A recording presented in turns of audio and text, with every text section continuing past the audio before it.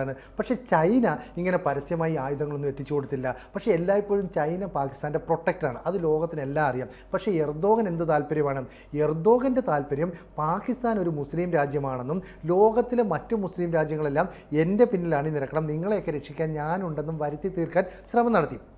അതുകൊണ്ടാണ് 300-400 ഡ്രോണുകൾ തുടർച്ചയായി ഒറ്റ ദിവസം പാകിസ്ഥാൻ ഇന്ത്യക്ക് നേരെ പ്രയോഗിച്ചത്. അത് മുഴുവൻ നമ്മുടെ പ്രതിരോധ സംവിധാനങ്ങൾ തകർത്തു. പക്ഷേ ഇത്രയും ഡ്രോണുകൾ എടുത്ത് അനാവശ്യമായി പാകിസ്ഥാൻ ഉപയോഗിക്കണമെങ്കിൽ അത് സൗജന്യമായി കിട്ടുന്നതാണ്. പണം കൊടുത്ത് വാങ്ങുന്നതാണെങ്കിൽ ഇത്തരത്തിലുള്ള ഒരു മണ്ടത്തരം അവർ കാണിക്കില്ല.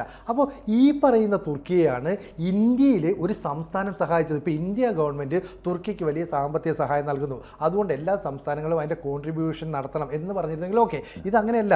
കേരള സർക്കാർ, പിണറായി വിജയൻ സർക്കാർ അവിടുത്തെ ബജറ്റിൽ നിന്ന് നമ്മൾ കൊടുക്കുന്ന നികുതി പണത്തിൽ നിന്നെടുത്ത പണം 10 കോടി രൂപ മാറ്റിവെക്കുന്നു. ഇത് തുർക്കിക്ക് സാമ്പത്തിക സഹായം നൽകുന്നു. ഇനി അത് കൊടുത്തു എന്ന് വെച്ചു, ആ പൈസയും കൂടി ഉപയോഗിച്ചായിരിക്കില്ല അവർ ഡ്രോൺ ഉൾപ്പെടെയുള്ള ആയുധങ്ങൾ നിർമ്മിക്കുന്നത്.